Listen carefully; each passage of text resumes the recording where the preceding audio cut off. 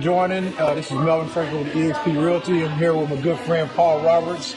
I just wanted to come on and kind of share with you guys why I decided to get into real estate and why eXp. And I invited Paul to come here and join because I wanted to have more of a dialogue conversation because he and I have kind of similar values and outlook on life. And one of the things I thought about in, coming over here to meet you is that we have an event coming up here, an eXp event coming up here in Dallas. And I believe the subtitle is I'm paraphrasing, but it's bigger than, this is bigger than business. It's personal. It's personal, right. And there couldn't be a better title of an event because for us, it is personal. It's about legacy, and we're going to get into that. But first of all, thanks for coming, Paul. You bet. I wanted to get into kind of our background. You came from an industry, insurance. Yes. Very successful. You sold that business. I'm not sure how much you walked away with, but I think you did pretty well. And then you jumped into real estate. Why get back into something? Why get into another headache? Most people will be sitting on the beach sipping margaritas right now. So why did you decide to get back into an industry and get into real estate? I would like to think maybe it was an accident, but I know it wasn't. I think God intervened and took care of me and had me find this incredible group of people. I had the opportunity as I was sitting there talking to Daniel, and he was just sharing with me. He wasn't trying to recruit me. He was just sharing me with what they do. Mm-hmm. And I said, you know what? I'm going to listen. I'm going to have my heart open. I'm going to listen. So I listened. And as he was talking, I thought to myself, this is very similar to what I did in insurance. Mm-hmm. And I can be significant. I can help people in a way that most real estate agents don't think. And I jumped in. I said, mm-hmm. this is where I need to be. Yeah. I'm not a loner. Going off into the sunset and sitting on the beach 24/7 isn't my deal. Mm-hmm. I love people. I love being with people. People make me stronger. People make me faster. They make me fierce. They make me brave. For instance, I'm afraid of snakes. But if you said you're not afraid of snakes and we went and ran a trail together, I wouldn't be afraid of snakes because I know you're there. And that's what people do to me. And so I had to be in something like that. And I met Daniel, and I said, hey, I can build the exact same thing I built over in insurance, mm-hmm. and in a total different platform. Yeah. And I got excited about it. Yeah. For me, it was, I've always loved real estate, right? I invest, right now I invest in syndications apartments. Okay. And I knew I wanted to get into some type of business venture, but I wasn't sure what. Yeah. You and I met at this very same spot, and you casually said, why don't you get licensed? And I'm like, nah, I don't want to do that. But when are y'all meeting? so I came out, and you put something on the board, which we're all familiar with. Anybody in real estate, Robert Kiyosaki's diagram. And we all know that you want to be on the right side of that diagram. And when you put that on the board, I've read the books and everything, but a light bulb went off, and I was like, man, I can be in 3 of these divisions. I can be self-employed, do your transactions. I can be a business owner by introducing people to the business, and I can enhance my investment IQ. And so I just fell in love with it from that point on about, again, I've always loved real estate, about the different streams of income that it creates. But being a part of this has really lit a fire under me. It's something I'm really excited about. And then you touched on community. That's something that I didn't expect. Yeah. When I joined, if you're not a part of a group of abundant thinking people, you're missing out. When you get around people that have the same mindset that we can conquer anything, you walk away feeling like you can conquer anything, and it's an amazing feeling. And like I say, if you're not in those rooms, I encourage you to get around some people to do that. And I think we undervalue how important community is. Yes. One of the things I know that you always preach is speaking life into people.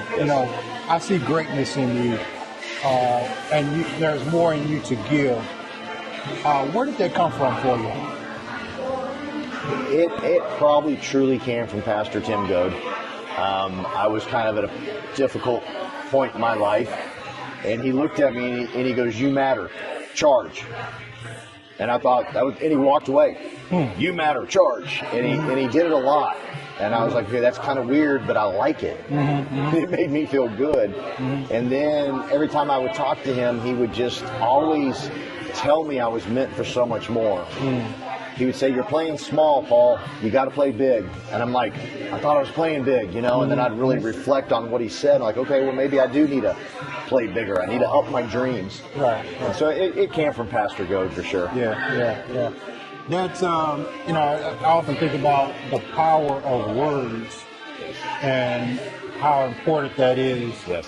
The Bible says life and death is in the tongue. Yes. And, I take it even deeper. When you think about in the beginning was the Word. Yeah.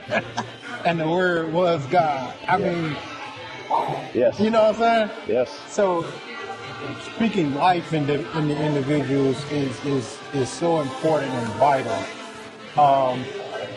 And then going back to, doing this at this point in your career, like I say, you were very successful. What type of legacy are you hoping to leave? So I'm very proud of what we accomplished in insurance. Where I feel we were lacking is I didn't convince enough people to build the business that I was building.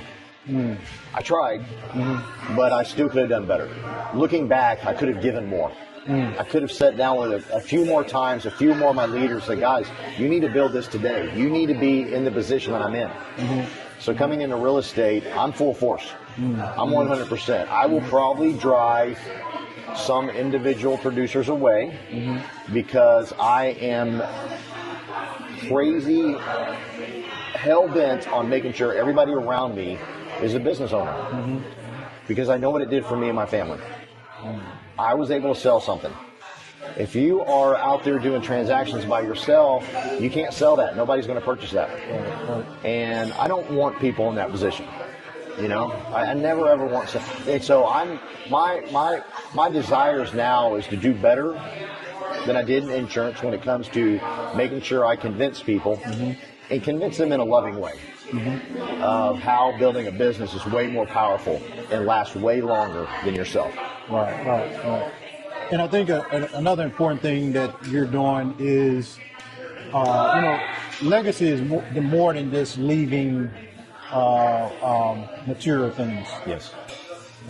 Your kids, your grandkids see that you have made it, you're successful, but yet you're still getting up every day, you're still putting in the work, putting in hours. So legacy is work ethic that we also can leave. Yeah. It's so they have someone to look to and say, this is an example, my dad did this, this is how it should be done. So, yes. I commend you for that. Thank you. And so for me, that's the same thing I want to leave to my kids. Other than, of course, the material things, we all want to leave a legacy in that format, but also want to leave something, a work ethic and an appreciation for each day that God gives us to wake up and be able to do things. One of the commandments that we were given was to subdue. I got. You're 55, I'm 52, but I got some more subduing to do. In order to do what we're called to do. You listen to Les Brown? Yes, I met him. Oh, you did? Yeah. Oh, great. Yeah. So one of the things he talked about is, at the end of your time, do you want to be sitting around? On your bedside, their bed, and thinking about all the things that you could have accomplished, all the things that you didn't do because you were afraid. Yeah.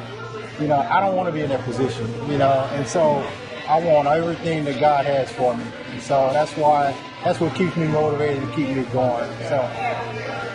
So guys, again, thank you for joining. Hope you enjoyed the conversation. We're going to give you more content. I want to give you a peek into who I am and how we can help you in real estate, in business, or just sit down and have a conversation. So, love to meet you. Thanks, Paul, for joining. Appreciate it. Hey, thank you for joining, because I want to say one thing. I got to interrupt you. I'm sorry. Thank you for joining. You were a blessing from God. I needed someone with your desire, your thinking, to join the team. When you're building something from the ground up, it's very challenging, and you're always looking for someone to say, okay, he's the one. And God blessed me with this man and said, here, I got someone that does not make excuses, that works harder than everybody around him. And I'm just blessed that you're here, man. Oh, appreciate it. Appreciate it. Good. Thank you.